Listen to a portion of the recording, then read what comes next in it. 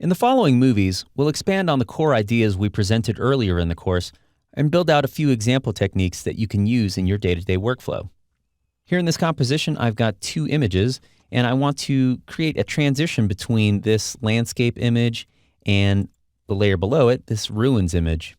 And I'm going to use a custom transition to do that, and we'll use shape layers to build this out. So I'll come over to my transition composition, and let's go ahead and create a shape layer. So I'll switch over to my pen tool, and for now, let's go ahead and put this down to like 60 pixels wide for a stroke, and I'll disable the fill.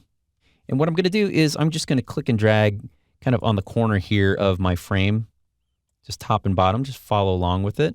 Let's try to make that as straight as possible. Let's go ahead and undo that. Here we go. And so what we want to do now is, I think we want to take this line and duplicate it across the screen. So one way we can do that is through the use of a path operator called repeater. So if we select our shape layer and hit repeater, you'll see that it takes that original stroke, that original line, and repeats it. So let's twirl this down, and you can see that we have a number of copies. We'll set to 3. Let's go ahead and set that to maybe go ahead and say 6, for instance. And what I'm going to do is, under the transform repeater properties, I'm going to take that position and tell it to move off into X space a little further out. Maybe over here, maybe we make this like 8, and that way we can get a little bit more. We'll just have that last line right there hit the very end, somewhere in here. So now what I want to do is try to select shape layer 1 and alter the stroke here so that the width between the black and the white stripes are relatively the same. I'm going to go ahead and bump up my resolution here to auto. There we go. Now we have a little crisper lines there. Come back to the stroke here and just ballpark this. And if this doesn't work, we can always change this up and fine tune it. So let's start there. I'm going to twirl up my shape layer. And now what I'm going to do is add yet another path operator. And this time I'm going to look for trim paths. And I actually want the trim paths to be after the repeater. So what I'll do is, let's go ahead and undo that. And I'm going to select my contents. And as I do, the path operator that I select next is going to be added after this shape. And the shape contains the repeater. So with the trim paths there, what I'll do is take this end slider from 100% and let's bring it back to 0. And you'll see that those lines kind of come down. I actually don't want them all to come down at the same time, and rather, let's go ahead and change this trim multiple shapes property from simultaneously to individually. And now you'll see these lines come in one by one. So let's start here at frame 0, and this trim paths operator will start the end property at 0, and then we'll come down here to about 1 second and make that 100%. So let's preview that. Okay, that's looking pretty cool. This is kind of half the picture though. So what I want to do is, we've already done the work for this one layer. Let's go ahead and duplicate this. And now for this top layer, let's go ahead and rotate this 180 degrees. And we need to rearrange this so that the other bars fill up the black spaces. And when we're at 1 second, when the transition is completed, that we have a fully white screen. So let's go ahead and take our selection tool and maybe we nudge the layer.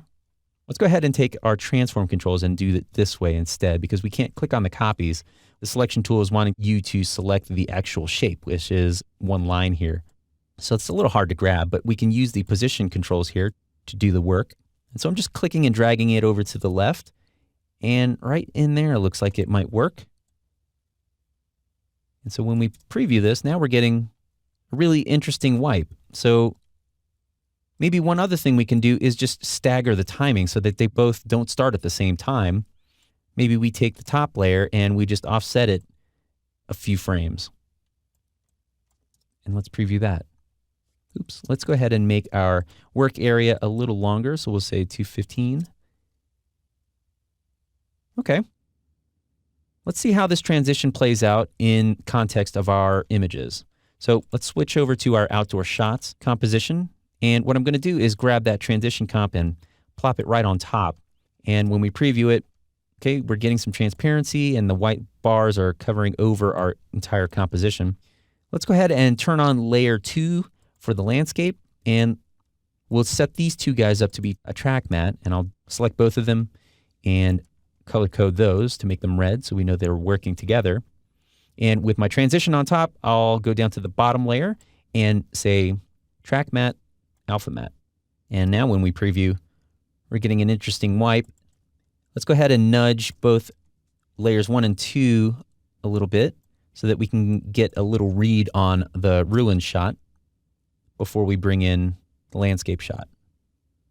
Okay, that's pretty cool. We can fine tune this further into the transition composition, or we can do some global kind of changes here at the pre-comp level. We can certainly transform this and maybe we rotate it, maybe we scale it up.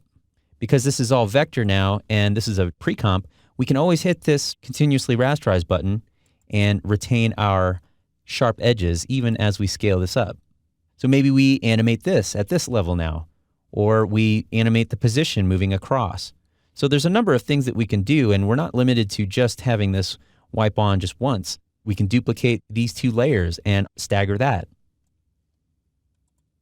Really, this is where experimentation really comes into play, and I highly encourage you to play and see what you can build using the same techniques we've seen here.